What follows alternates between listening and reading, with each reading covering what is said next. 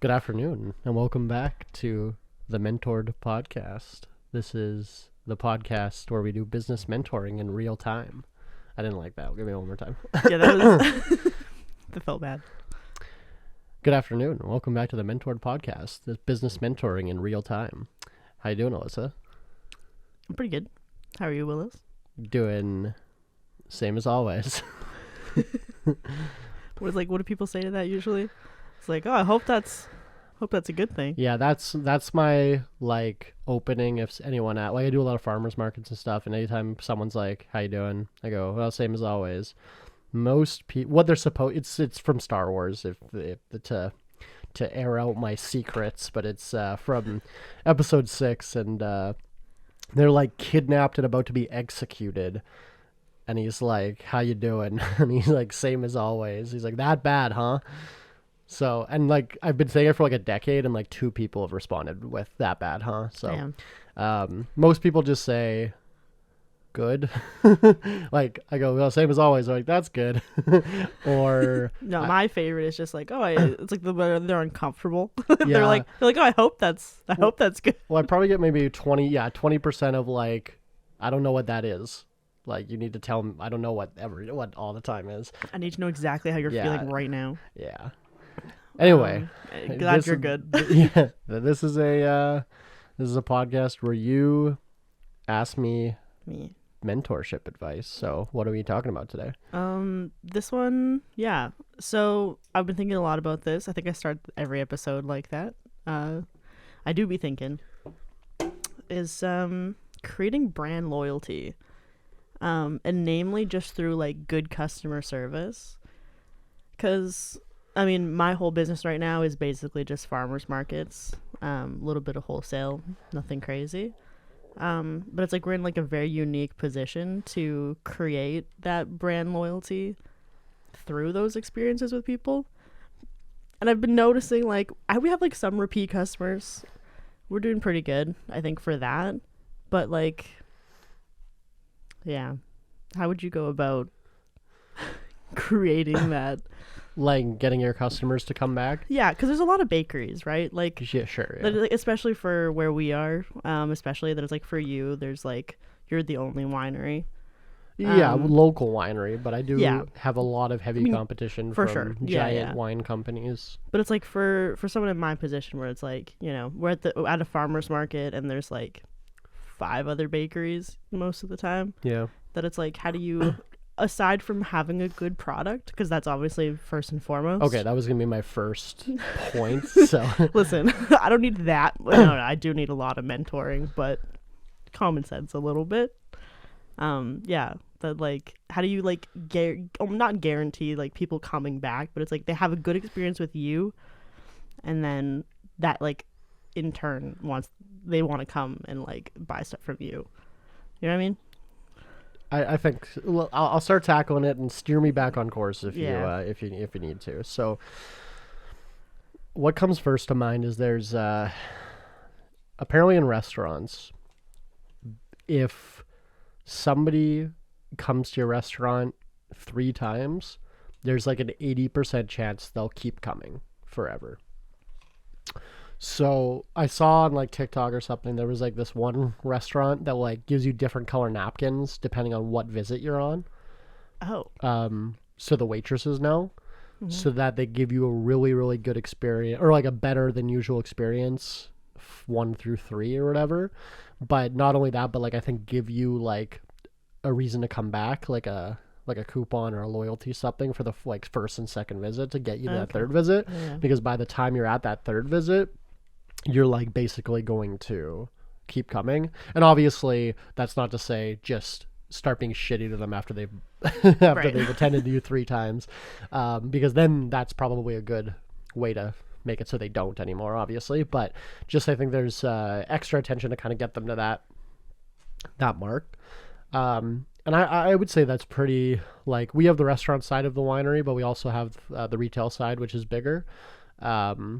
So I would say I could apply that as well, that after somebody's been buying, they're on their 3rd or 4th purchase, there's a pretty good chance I'm going to keep seeing them. You're right. For a while, yeah. Right? They also say like it takes an average 8 to 12, I think, interactions with your brand before a customer buys.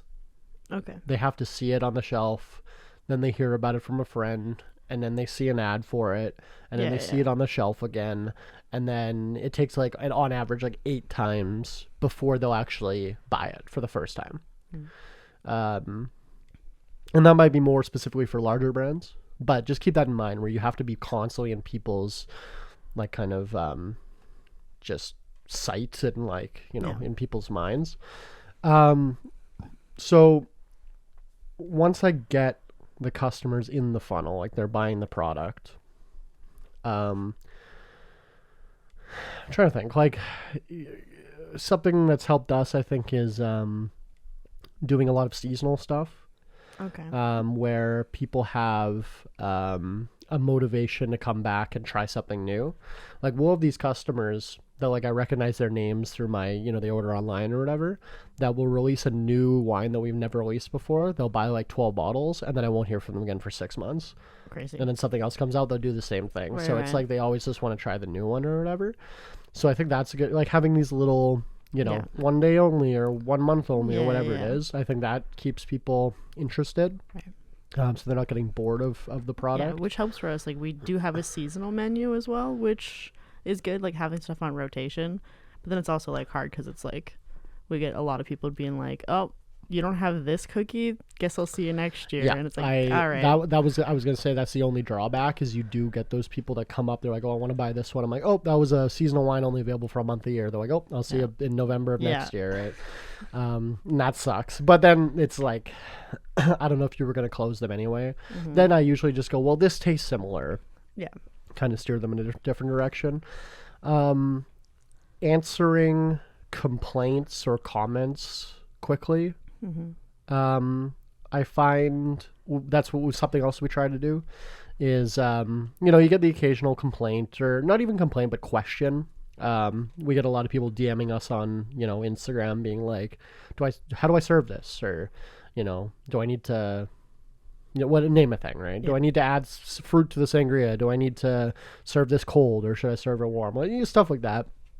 So I have like the business social media on my phone so that I can answer those pretty quick. Complaints as well, if you ever get them, answer them quick. Make them feel heard, even if like you're not going to do anything, you know. Even if it's just like, this was bad and you should feel bad, just be like, thanks for the feedback. Like, move on from it. Like, but just make them feel heard. There was one time we got a bad review. I forget even what it was. It like wasn't even like a I don't like it. It was like they got the wrong bottle or something in a package, and I don't know what happened, but so they gave us like a bad review or whatever, like a 1-star review, and then emailed us along with that with like the complaint or whatever, and we explained what happened and then fixed it. And they like called and apologized and deleted the review and like, or changed it to a 5-star review. Crazy. And we're like, edit, they dealt with this super quickly and like, you know, whatever. That's happened a few times where it's like, people are just like, some people at least are just expecting to yell into the void. Right. And when you actually respond like a human being, right, I find that kind of builds a, you know, a relationship with the customer. And that's kind of leads me into like, that's the main way. There's many methods to do it, but the main way of keeping your customer is forming some sort of bond with them, right? Yeah. Whether that's because they like the product the most out of anything on the market, that's one of the bonds you can build with somebody. Yeah. But also them resonating with your story, and you know, like I go to a bar. There's a bar I frequent and I like it because like the owner comes over and says hi to me and like the bartenders know who I am and like whatever, right, yeah. even if I'm not there for a while. They still know what you're gonna drink and like. Yeah, you remember we went after not going for like 6 months, and I always get I like sparkling water, so I always get like a sparkling water just off the gun without ice. And then as I'm saying it, the bartender was like, "Yep, no ice." I remember. It's like, and I'm like, I'm like, I haven't been here in 6 months just because I was busy. And I'm like, no, good. Yeah. So I like that kind of personal touch. So I try to do it with my customers. I'm awful with names, faces. Yeah. I see people I've met 10 times and I'm like, do I know this person? Like, so What is I'm this? bad at that. But just as like people listening or for you, that's I think a good way to do it. It's just anything to make people feel a little bit of connection with your brand, right? So like what I like to, like, we have a wine subscription service, and I'll handwrite notes to everybody, which this time around I had to like spread it over like 2 days because it was like too much writing. But probably eventually I'll have to like print something out and then like just sign it or whatever, like Right, personally. yeah. But once you get thousands. yeah, but like right now I can handwrite 100 whatever it is things, and I just just a little blurb, and they're usually all the same. Like there's a couple people that I'll write like personalized ones to, but most of them are just like this. I pick something for the year, Yeah. or for the month, and send it out. But and you never know how effective that's gonna be. But then I had like one of my wine club subs send us a picture that they had like 7 of them on their fridge. Like, That's so cute. yeah. Aw. So I you didn't know don't think about I don't know. So it's just like there's the little personal touches of customer service that I don't think that big companies just aren't going to be able to do. Right. Just because obviously they're too big. And something I always remember is that I learned, or I watched a video like early on in my business. This may have even been before I was actually in business. There's a Gary Vaynerchuk told a story. So he's kind of like a inspirational speaker, for lack of a better word. And I don't watch a ton of his content anymore, but when I was 16 to 20, I was like, he was very instrumental in kind of giving me like not business motivation, but kind of like just it was just, I don't know, I was consuming business content, right? And if you don't know, he got his start at a wine store. It was his father's wine store in like New Jersey or whatever. So he worked there from the time he was 12 or whatever, and then started doing content for them like pre-YouTube, like early internet. He did this thing called Wine Library TV where he would just review wines and stuff, and it was basically the first wine show on YouTube. And like what he was like, yeah, it was like pre-YouTube, pre-social media basically. And that's how he kind of built that business. But he told the story of some old woman called and complained because she had ordered a case of wine and the UPS guy threw it in the bush or something and it broke. Oh my God. And she calls the store, and it's not the store's fault, right? You got the product, like, it's like, I didn't break the, like, whatever. And it was like Christmas Eve and a snowstorm. And Gary, like, threw a case of wine in his car and drove to her house in a snowstorm on Christmas Eve and hand-delivered the box to her. Damn. Crazy. So that is not... And I think I'm not sure if it was the same clip, but in my mind... this whole conversation, he's telling this on stage or something, and then someone asks a follow-up question. I'm not actually sure if they did, but in my head, this is how it is. And they go, like, the question is like, how do you scale that? Yeah. And he's basically like, you can't. Yeah. But you just do it. Like, you don't scale it. You just do that one more step of customer service. Right. And that always stuck with me, watching that at a relatively young age, that when I'm doing my business, like, we've done stuff like that before, where we've driven like to a city, like an hour and a half out of the city to hand deliver stuff because they like needed it for this or whatever. Right, and like, there's like customer service that you can do that's like, as the benefit that we have as being a small business, you can kind of go that extra level. Definitely. Yeah. Yeah. And then what else am I thinking? I don't know. How am I doing with good? No, I mean, like, it's just making me think of like, like just being able to take those opportunities when you have them, because it's like that's something that's, you can't do that with every customer, obviously. Yeah. And but it's like, but I think it's good practice that it's like, okay, if you are able to do that, then like, why not? Well, and they're gonna tell all their friends. Yeah, that you absolutely. were that you had good, that you did that. Yeah, that shows who you are as a business person, I think, too. Yeah, because that's not scalable, and I guess you could like film that and make it content or whatever, but like at the end of the day, that's the same thing as like giving money to homeless people over you're filming content, you know what I mean? Yeah, Like yeah. it's just like sometimes if you just do the right thing, Yeah. customers can tell. And I've had to be like, there's definitely a line I'm learning now that I'm like, I've coming up on 8 years in business for the first business. Second business is 92 years in business, but Right. I haven't been there all 92, obviously. Almost. But I'm coming up on myself 2 years in the second business, in the stamp business, and then 8 years in the wine business. And both of those companies are, doing hundreds of thousands of dollars, and we have tens of thousands of individual customers. Yeah. And it's very, very difficult now to go the extra mile for every single customer. Of course. Yeah. So I do have to kind of pick and choose, because if it's like, if I was doing it for everyone, I just wouldn't get anything done. So you have to be kind of like, I don't want to say tough on them, but like set firm boundaries, I think. That was what I was going to ask as well. Yeah. Actually. Yeah. Is like, where like, I guess, where's the line with that too? With the extra server. Yeah. It's hard, and you won't know, and your line's probably different than my line. Yeah.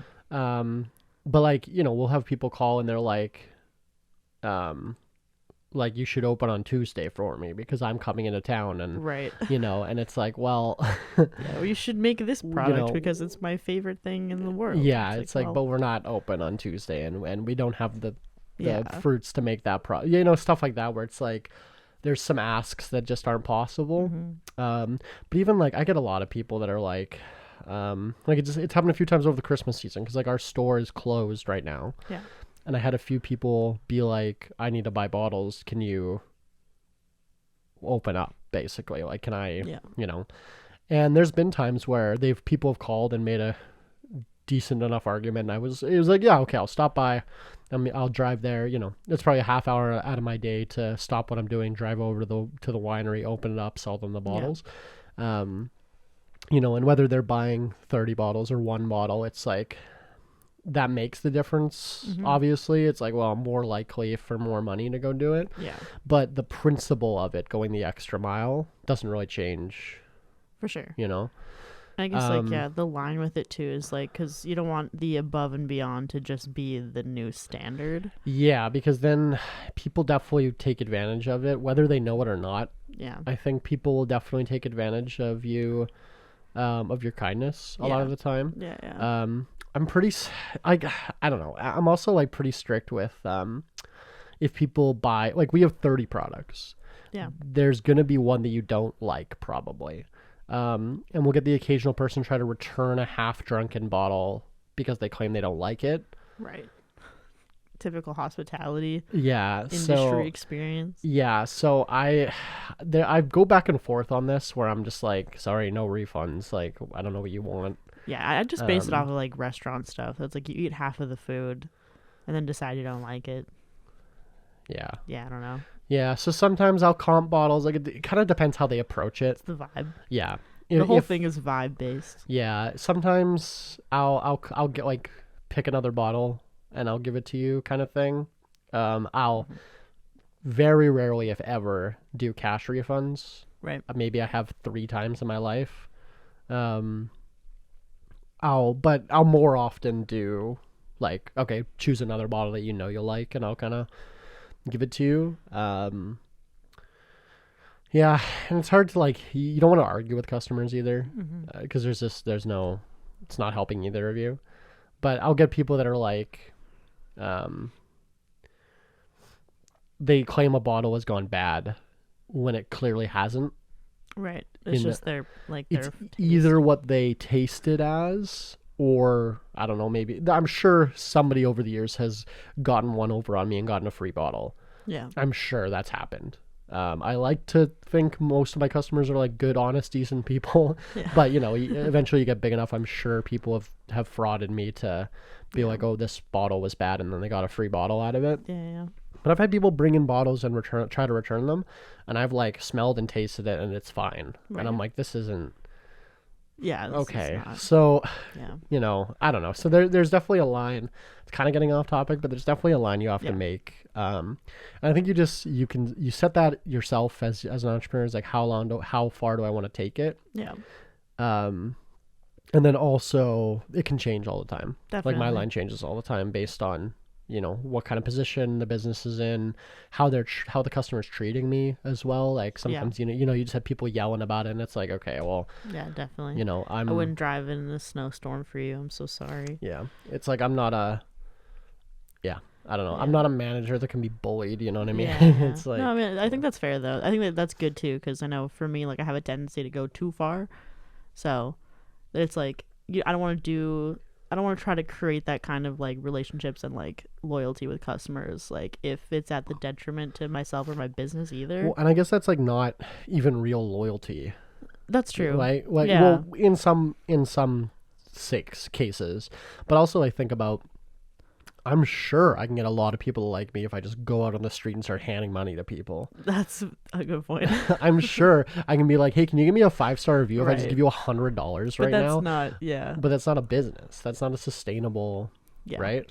Like the idea, what I think in business is you just want to have integrity with your business. So if you're putting out a product that you are proud of, then even if a customer doesn't like it necessarily, I think if you're confident in your product, it's like you've given integrity, and then the trade is they give you money for it, right? Right. So I don't know. So I think as long as you kind of run your business with integrity and kind of go that try to go that extra mile with the customer service, I think those are things that like will help retain the customers.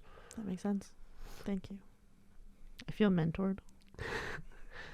You got mentored today? Mentored. With no E. Well, 1 E, I guess. Shit. Join us next time for episode 8. Follow us on Instagram. Thank you for listening to Mentored, the podcast where we business mentor in real time.